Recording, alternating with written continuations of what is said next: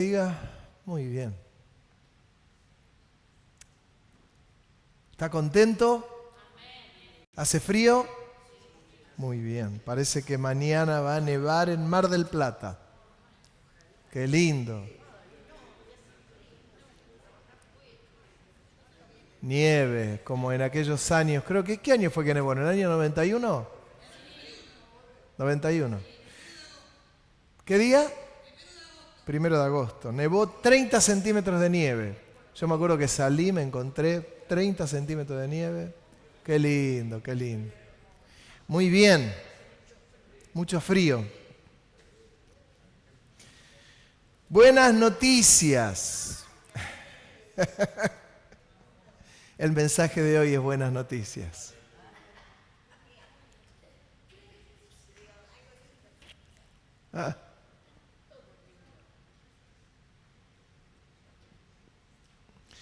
Una frase que vi por allí, que no tiene nada que ver con las buenas noticias, una propaganda sobre yoga, decía: escucha a tu cuerpo, es más sabio que tú. Qué frase rara, fea, rebuscada, no espiritual, no bíblica. La frase alocada, ¿no? ¿Cuál sería la frase bíblica nuestra? Escucha la palabra de Dios, que es la que sabe más que nosotros, la que nos enseña. Dice, escucha a tu cuerpo, es más sabio que tú. Qué rebuscado, qué rebuscado. La verdad es que hay tan buenas noticias en la Biblia, ¿no? Y que haya gente que escuche estas frases raras y hasta las transmita. Uno dice, bueno, está bien, no tienen al Señor, pero que por ahí creyentes busquen frases así raras, es raro, es llamativo, ¿no? No escuché a ningún creyente, no escuché a ninguno de ustedes transmitiendo una frase de este tipo, pero vamos a ver qué dice la palabra de Dios sobre algunas cosas de este tipo, tan claras, tan claves. Mire lo que dice el libro de Proverbios, capítulo 15, verso 30. Dije Proverbios 15, 30. La luz de los ojos alegra el corazón, y la buena nueva conforta los huesos. Me gustó esta última. Dice, las buenas nuevas reconfortan los huesos. Las buenas noticias bíblicas reconfortan los huesos. Qué lindo. Solidifican los huesos. Las buenas noticias. ¿Y hay buenas noticias? Si uno ve la palabra de Dios, si uno ve la Biblia, hay buenas noticias para ser dulce. Cantidad. Buenas nuevas, buenas noticias. En el libro de Segunda de Reyes, capítulo 7, yo algo mencioné el otro día y lo vuelvo a mencionar sin leerlo todo, solo leeré luego un versículo. Samaria había sido rodeada por los enemigos y yo explicaba que las ciudades tenían una muralla. Cuando el enemigo quería tomar una ciudad, la rodeaba, impedía que salgan, no podían ingresar por las murallas hasta que se les sacaba la comida o el agua, y los que estaban dentro de esa ciudad tenían que rendirse. Abrían las puertas, entraba el enemigo y se rendían. Comían, les explicaba, la cabeza de asno era vendida. Ya los asnos estaban muriendo, los animales iban muriendo, no había alimentos, no había agua. Comían los animales, el agua se estaba agotando. llegaban a comer, la gente ya no tenía dinero, entonces comía lo que tenía a mano. Estiércol de paloma. Estiércol de paloma a la boloñesa. Estiércol de paloma al fileto. Son opciones para confundirle el gusto, ¿vio? Y cuenta ahí en Segunda de Reyes, capítulo 7, que en la puerta de la ciudad había 4 leprosos. Y dice, ahora sí, Segunda de Reyes 7, versículo 9. Luego se dijeron el uno al otro, antes de leerlo, ellos resulta que van al campamento de los que lo estaban rodeando y descubren que el campamento estaba vacío, que los enemigos ya no estaban ahí. Dios había enviado un ruido inmenso y el enemigo había creído que habían contratado a creo que eran los heteos y los egipcios. Entonces huyeron por su vida y dejaron los alimentos, dejaron los caballos, dejaron todo. Huyeron. Y los leprosos dijeron, si entramos dentro de la ciudad, nos vamos a morir de hambre. Si vamos al campamento enemigo, por ahí tienen misericordia de nosotros, nos perdonan la vida, nos dan comida. Y si tenemos que morir, vamos a morir. Estamos leprosos. Mírese las manos. ¿Está leproso usted? No. Pero deberíamos ser como los leprosos. Y ahora le explico por qué. Y los leprosos se metieron en el campamento del enemigo y lo vieron vacío. Y comenzaron a ver la comida. ¿Y qué haría usted en lugar de ellos? Comenzaron a comer. Y fueron a la otra carpa. Y comenzaron a comer. Y estaba vacío. Y veían los caballos ahí. Y el alimento. Y todas cosas de valor. Una cosa de locos. Empezaron a comer. Y ahora sí, dice en Segunda de Reyes capítulo 7, verso 9. Luego se dijeron el uno al otro, no estamos haciendo bien. Hoy es día de buena nueva. Y nosotros callamos. Y si esperamos hasta el amanecer, nos alcanzará nuestra maldad. Vamos pues, ahora entremos y demos la nueva en casa del rey. Es día de buena nueva, teníamos hambre y está todo el alimento ahí. Son buenas noticias. Si callamos, nos alcanzará nuestra maldad. Y fueron a dar las buenas noticias. Dice, eran buenas nuevas. ¿Qué le parece? La gente estaba muriendo de hambre. Y digo, vamos a ir a la casa del rey. Y entraron, golpearon la puerta de la fortaleza, del lugar en Samaria. Dijo, son los leprosos. ¡Hay alimento! Eran las buenas noticias. Había comida. Los leprosos fueron los que se transformaron en los portadores de las buenas noticias. Por eso yo les pregunté, les dije, ¿cuántos leprosos hay acá?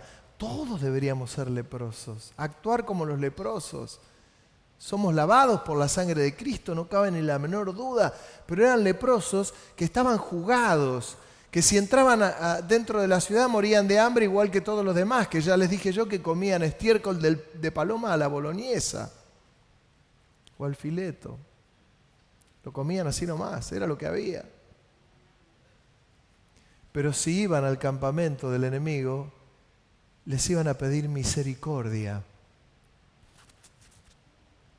Y encontraron que estaba todo vacío, solo porque Dios había enviado ruidos. Y pensaban que eran ejércitos, como os decía, de los egipcios y de los heteos. Eran las buenas noticias. Si ellos callaban, pecaban. Son tiempos donde aún en medio de las crisis, la iglesia siempre tiene que dar buenas noticias. Porque hay elementos para dar buenas noticias. No tiene relación con un partido político, no, definitivamente no. No tiene relación con un hombre, no, definitivamente no. Pero la iglesia es portadora de las buenas noticias.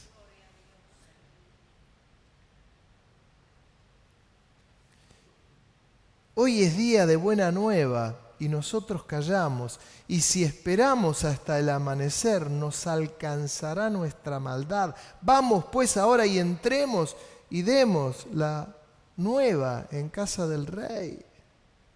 Y se le dijo al rey, hay alimentos, ni le creyó el rey hasta que lo convencieron que mande una expedición. Y fue una expedición y dijeron, está lleno de alimentos. Y abrieron las puertas y la gente fue ahí a buscar todo el alimento y lo metió todo dentro de la ciudad.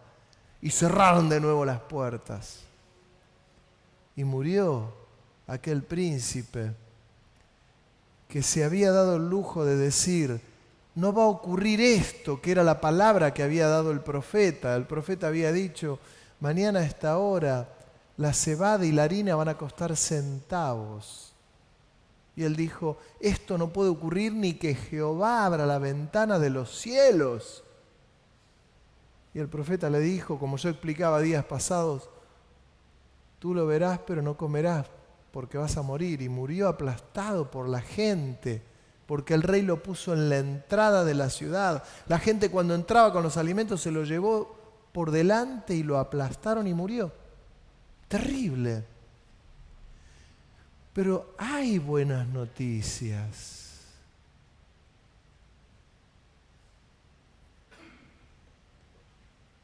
En el libro de Isaías, en el capítulo 61, cuando lo lleva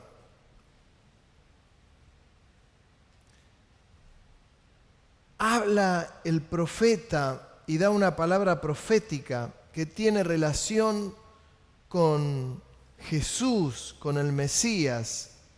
Y dice en Isaías capítulo 61, verso 1, el Espíritu de Jehová el Señor está sobre mí, porque me ha ungido Jehová. Me ha enviado a predicar buenas nuevas a los abatidos, a vendar a los quebrantados de corazón, a publicar libertad a los cautivos y a los presos, apertura de la cárcel. Este texto que está referido al Mesías 700 años antes de la venida de Cristo,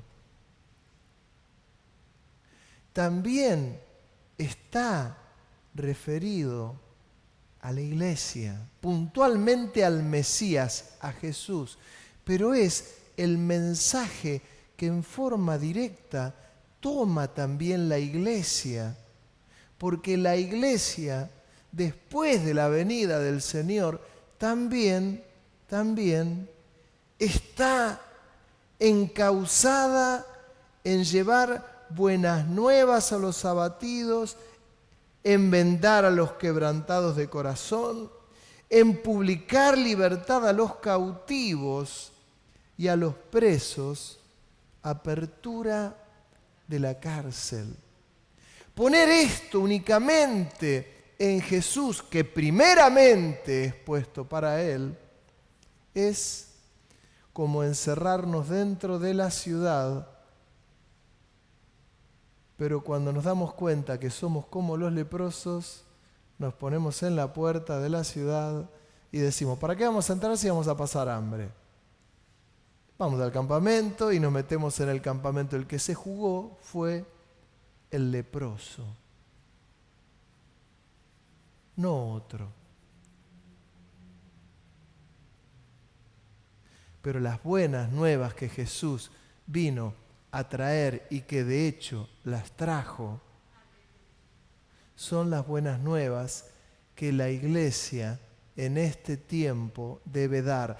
Y la iglesia, mi querido hermano, tenemos que despegarnos de toda situación crítica que nuestra nación vive en lo económico y dar las buenas nuevas que de verdad transforman la vida de la gente. Y como dice el libro de Proverbios, y la buena nueva reconforta los huesos.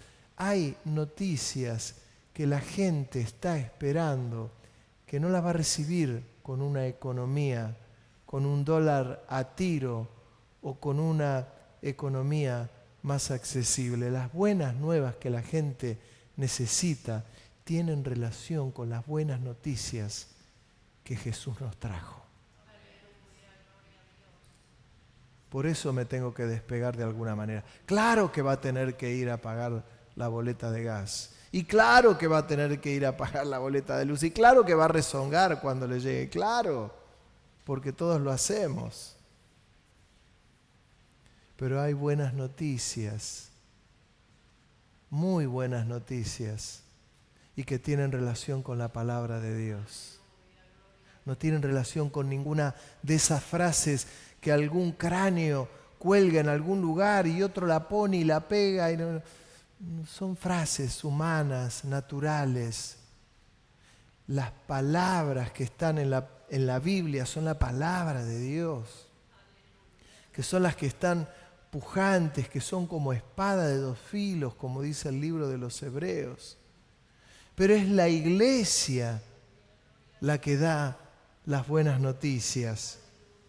En Isaías mismo, capítulo 61, cuando uno ve la historia de lo que pasó ahí, Dios lo lleva al profeta, al templo, y él ve los querubines que tenían 6 alas, con 2 se cubrían, con 2 volaban, con 2 cubrían sus pies, y que ellos decían: Santo, Santo, Santo, Jehová de los ejércitos, toda la tierra está llena de su gloria.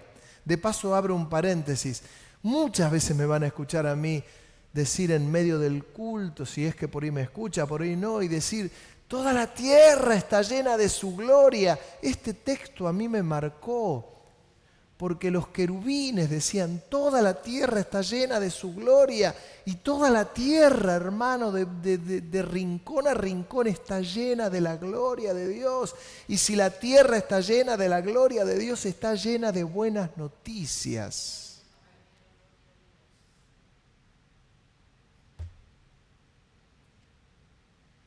Toda la tierra está llena de su gloria. Dice que los quiciales del templo, de la habitación, temblaron. E Isaías se pegó el susto de su vida y dijo: soy hombre muerto, hasta que uno de esos querubines tomó con una pinza un carbón encendido y lavó, no lo puso en sus labios y le dijo: es quitada tu culpa. Ese carbón encendido tipificando la sangre de Cristo en la cruz, que quitó nuestra culpa. Éramos leprosos y Él nos limpió.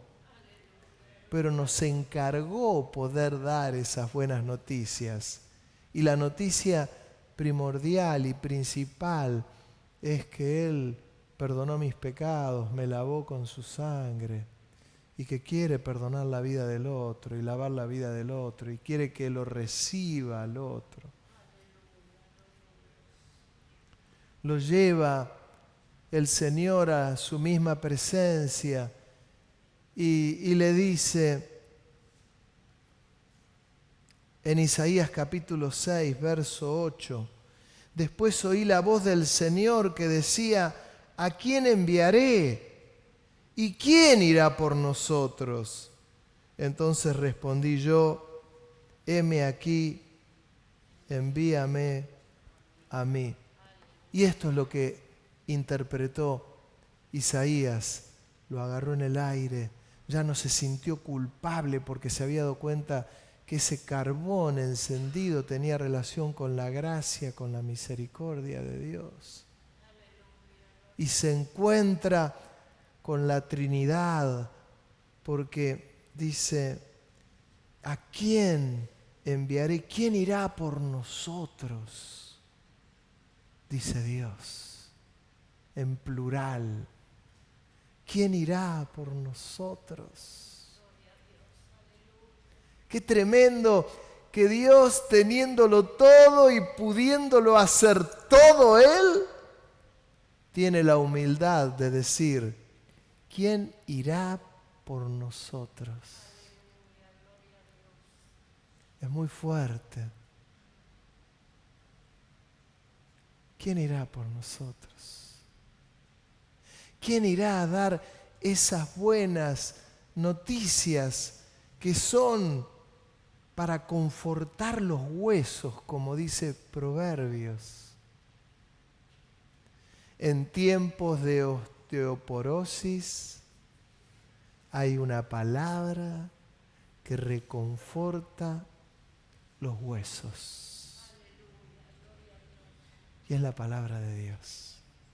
Habrá hoy hermanos, o mañana o estos días, o alguno escuchará esta predicación por internet y la palabra es: mirá que la palabra de Dios reconforta tus huesos, por más que el médico te diga que están enfermos. Y le encarga el Señor, porque en la actualidad sigue diciendo el Señor, ¿a quién enviaremos? ¿Quién irá por nosotros? Lo sigue diciendo en la actualidad. Y es el Señor que espera que cada uno de nosotros, Norma, David, Mabel, Abel, Adriana, cada uno le diga, heme aquí, envíame a mí. Esa es la iglesia. Es una iglesia que sale de sus paredes, porque muchas veces cuando estamos dentro de la iglesia a la que amamos y dentro de este lugar, que en un día tan frío como hoy, el día más frío del año seguramente, y estamos calentitos acá, corremos riesgo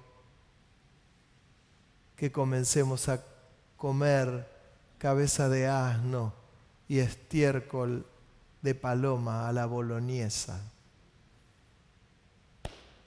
Es la iglesia que sale de las puertas y anuncia a la gente que hay buenas noticias que reconfortan los huesos. Pero es salir. Por eso yo hago tanto hincapié a la iglesia de la calle, y cuando les digo, ustedes me han escuchado cientos de veces, venga a la iglesia de la calle, anímese a hablarle a alguien. Yo me acuerdo hace muchos años vino una hermana de Paraguay muy querida, ella, y había venido de visita, ni ropa de invierno había traído. Me acuerdo que yo le presté un camperón mío y la llevé a la iglesia de la calle, porque claro, yo hablaba tanto de la iglesia de la calle, hace muchos años que estamos con este ministerio, 16 años.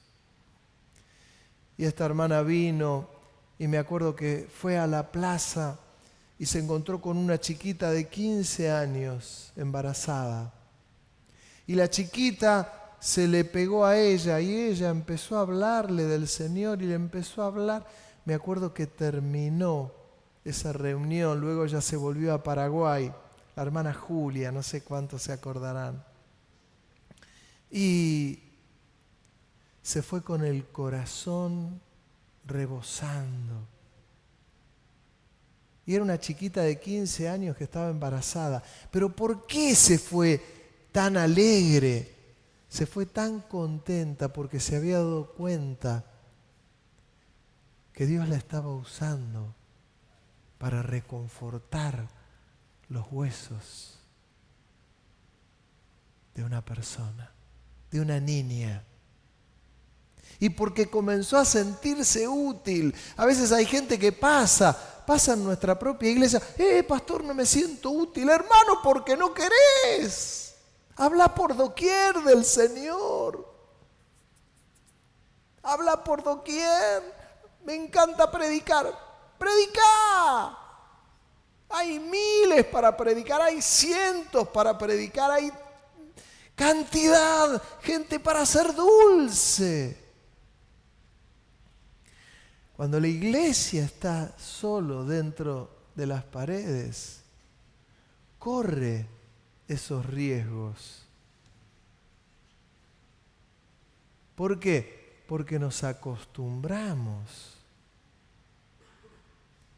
Pero falta lo otro, falta esto que lo vivió Isaías.